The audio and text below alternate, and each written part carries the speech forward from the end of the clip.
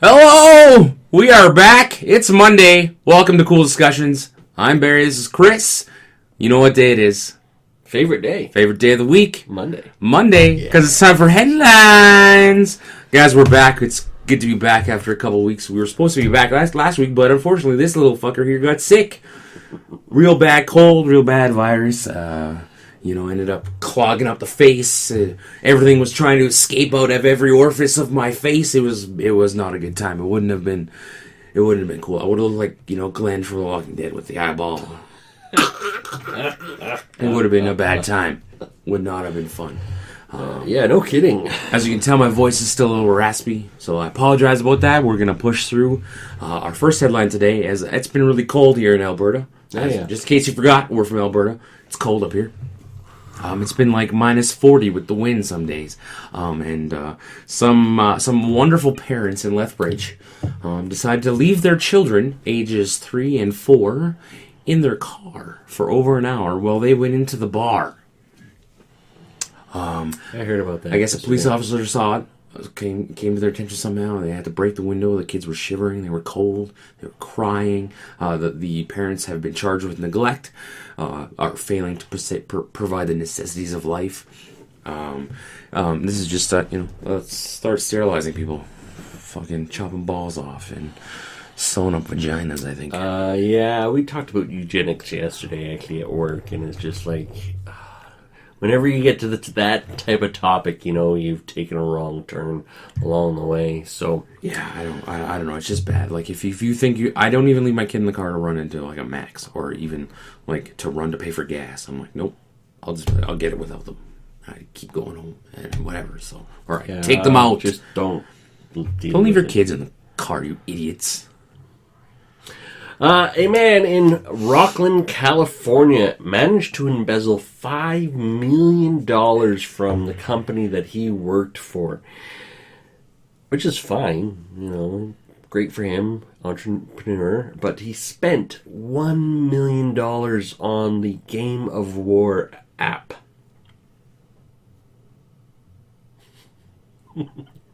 Oh my god. Yeah. Well, I guess it's good for whoever made Game of War. Congratulations, you just made. That's why you're rich. Because I think they're going to lose it. It's fraud money, so the company would have to. But Game of War, it shouldn't be on them. It should. No, but it's the equivalent of buying stolen funds. Like if somebody steals something. If I buy something unknowingly that's stolen, you don't take it away from me. Don't fuck you. No, they take it away from me. I know, but it's stupid. Yeah. Stupid. So good news for movie lovers. I've been talking about this for forever. There's a word that movies after 2 weeks could hit iTunes.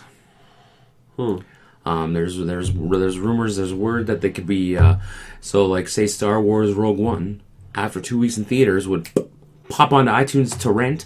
It would be $50. To rent it, but I've been saying it for years. I'm like, why are we not able to just bypass theaters and have the movie in theaters? I'm cool with that because some people like going to the movies, but why can't we just bypass that stuff? Charge $50-$60 at home, rent it off your Apple TV, boom, done. Yeah, but the turnaround isn't very long, anyways. It's like a few months. 6 months. Yeah, that's a while. That's a long time. In today's world, when you look at today's context of today's world, when it was back in our day, it was like, what, 8 months, a year for VHS, DVD? A year minimum. Yeah. So sometimes it would take 2 or 3. But nowadays, you can fucking turn on Netflix and binge watch a whole season. That's what people like to do. So the want, and you have to and I've said it for years, you would need to come into today's age. Movie theaters, to me, and to a lot of people, are outdated. I know you like going to movies. You enjoy movie theaters because you enjoy the big experience, right? It makes the movie better. But for me, and for a lot of people, I would rather just sit at home. And I would, if Rogue One was on iTunes and I could get it today, I would go home and I would pay $50 and I would watch Rogue One. Because really, if I go to a theater, I'm going to spend $50 anyways. You know what I mean? So I can just pop myself some popcorn. I can enjoy a couple brews, watch some Star Wars Rogue One, put my feet up and go, yeah. If you want to have some friends over, you can, have a big viewing party, whatever, Obviously it has movie theaters ticked off, but Well, yeah, you're basically you're death knolling theaters at that in a point in sense, time. yeah. Because at that But point in there's still time, going to be the diehards who go for open. no, but you're only going to get 2 weeks worth of money out of a film. But when but you're going to probably end up getting more. I think you would get more in the long run. No, because Okay, so if you look at a movie, right, a top movie like a Star Wars, right, the first 2 weeks are probably its biggest weeks, right? Yeah. So after that, it starts to taper decline. off. So now, but if the you're Star Wars was like #1 movie for 2-3 months almost. so, but if you can take that and you can go take those 2 weeks, right, and then you can go and you can make more money after the 2 weeks. But From the people who go, well, I'm just going to wait for it to come out, right? Because after 3 months, and then it slowly kind of comes on to. But okay, theaters aren't going to get any money from iTunes. No, the movie makers are. Yeah, That's how they're looking at it. The theater. They don't care about theaters. But that's the thing. At that point in time, you just might as well just say, "Oh, no more theater movies." Good. I'm all for that. Get rid of the movie theater. I don't care. Bring it right to my house. Bring it right into my home. I'll pay $50. You know, see, this is exactly it's a good article because there are people who are purists who like the movie theaters. You love movie theaters. You go to movies often. Well, yeah. And and for me, I'm exactly the opposite. I'm like, I want it in my home. Like, I know right now on iTunes you can get like the movie, like say it comes out on a Tuesday, a week before that, you can buy it for $25. Like you can have it a week early. You can pre-order it. Or you can pre-order, like you can order Rogue One now, and as soon as it's available, it comes out. You get it. Yeah. And, it's $25, but Yeah, well, you're going to pay $25. And to rent them, it's only $6 to rent, so it's not so bad. Like it's a decent price. All I do is I have iTunes cards, rent them, and I'm in. I love it. When I saw that article, I was like, yes, finally. Oh man, somebody hacked into my brain. Okay, no, okay. My apprehension is simply because you're talking about destroying an industry that will lose jobs and it's gone. Yeah, it sucks that way. Definitely. Like I understand the downside of it. This whole digital age is really horrible for everybody because all this digital age just means that the companies that actually make the stuff make more money. But it was the same. And less of it gets distributed. It was the to same. Other people. It was the same as music, though, right? When music switched to digital, it was the same kind of thing, right? Because everything was, CD, whatever else audio they had. But they told us one of the things they told us to switching to digital was it's supposed to make things cheaper. Well, it made things cheaper from a cost standpoint, but it doesn't make it cheaper for us. Sure, it does. Because it does. You buy a CD for how much was a CD before? $20. $15. Now you can buy a whole CD for $8. Off of iTunes. Or actually now, Apple Music, Spotify, you pay $10 a month unlimited music. Yeah, but you don't own any of it. I have Spotify on my phone. It's don't free. Own it. Who needs to own music when I can just go on my Spotify and go, I would like to listen to Ace of Base. What's that song by Ace of Base? Here Comes the Sign or something like that. You can get that one. Or Garth Brooks. I think it's just like it sucks. Yes, I get it sucks that the digital comedy is destroying too much and is killing things too quickly, and it's making it so that there's going to be way more unnecessary unemployment. Yeah. This is the whole reason why I'm against the digital age is not because it's... we're going to have to get into IT, I guess. So I guess we're all going to have to get into IT. And that's the only way techs.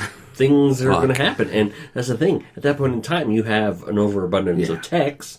And at that point in time, it's an employer market, not an employee market. I guess it for me, because I don't work in the business and I don't know anybody who works in the business, so I was like, okay. Unfortunately, it's a bad way to look at it. But well, no... what happened to HMV? Well, I have no idea. Do they still have those stores? No, they do. Oh, do they? But they're dying out. A&B. It's like A&B Sounds. Blockbuster Video. There's no video stores. Exactly. I would still love to be able to go on and rent videos. For nostalgic reasons, yeah, that'd be pretty cool, but... It has nothing to do with nostalgic I reasons. like the ability to go on my Apple TV and go, What movie? $5.99. Okay, done. It all started with on demand from your cable company. Yeah, and on demand from your cable company was more expensive than going to the store. Yeah. And the thing is, at your store, you have the store owner who makes money. Yeah. The people who make the videos who make money, the people who work at the store. Well, there's that more make money, jobs, definitely. Now the people there's that deliver. So you have now when you have it on demand, you have an infrastructure that's already set up. One-time thing. You have probably one guy every now and then pressing the E button on the keyboard to make sure everything works smoothly. Yeah, no, I get it. And he's not even a high-paid job either. And it's just the companies are making more money. Exactly, and I get that. There's no argument against that. There's zero argument against that. It is that. It's a complete easy cash grab for these companies. Imagine how much money Apple is going to make if that happens. Imagine iTunes, $50 movies, and fucking people renting that shit. You know that there's going to be people Oh, of course. Well, of course I'll rent it, but probably not a lot at $50 a pop. But, if there's Star Wars Rogue One, for example, I want to see that movie, but I don't want to go to a movie theater because I don't want to sit in a cramped area because I get a little bit of anxiety being around a lot of people. And so I'd rather just sit at home. So I'd be willing to pay $50 for something like that. But that's just me, so I'm happy about it. But it sucks. There's a lot more people like you, unfortunately. Yeah. So it's unfortunately, yeah. Man. There's a campaign starting in Toronto. It's called hashtag Respect the Restaurants. It's to make people aware that making reservations at a restaurant and not showing up for those reservations is a bad thing. Entire restaurant, a restaurant, when you have a big top table come in and then have them as a no-show is really hurtful to their business. Yeah. Because they could have easily filled that table once or twice by the time they realize that you guys aren't actually going to be coming in. I get it, there's a reasoning behind it, and it's not a half-bad reasoning behind it because, it's one of those things of you gotta bring people in to be able to make money, and you got to turn them over. And if you have empty tables, you can't do it. And I guess what they're finding with all these new apps that go on that you can use to reserve tables at restaurants, that there's been an increase of no-shows. Yeah, because people would make reservations, forget about them, or make multiple reservations. Yeah, exactly. Yeah. And I guess it's upwards of 60%. Wow. Which is kind of horrible. So stop taking reservations that way. Go back to the old-fashioned of first you have to call. Serve. You have to call. If you want a reservation, you have to call and then take a credit card number, or maybe the app needs a credit card number to be put in there to reserve your seat. And if you don't show up, you get charged $3 a seat or something like that. Or you know what I mean? That's the problem, is that stuff like that, there's no accountability, right? So if I go out and I make a reservation, it's I didn't show up, whatever. Yeah, it's one of those other things with the digital age is accountability. There's very little accountability. So if you had to put in something that was monetized for yourself, if there was money to be lost, you'd be we need to show up to this, or I'm not going to make a reservation. We'll just go, and there's 10 of us. We'll go and see if we can get a table. I'm not going to make a reservation because it could cost me $30. It's not that much money, but it's still something, So maybe something like that needs to be. I would do it. That's what I would do if I was a manager of a restaurant. I would be if you don't show up, we need a credit card number, and I'm going to charge you money. What do we got here now? Come on, phone. Medical marijuana for dogs. Wow. That's a new thing. What do we got here? That's it. That's all the headline reads.